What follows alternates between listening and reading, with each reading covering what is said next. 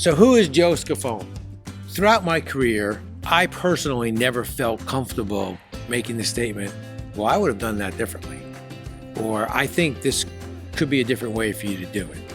I always felt that when I asked a question that way or made a statement that way, I was beginning to put that person in a defensive position that, wow, he must not think I did this right, or he may not believe that this is the right approach. And so throughout my career, I would make that statement like, hey, what would Joe Scafone do if he was here? Or what would Joe do? And that was a way to soften that question and not make it feel so threatening. As I was writing the book, I absolutely knew I was not going to use the word I. That I did this, I think a good leader does this. I would not write a book with me preaching to you or anyone about the way to be a good leader, what are the good leadership traits, or what I think you should do to be a good leader.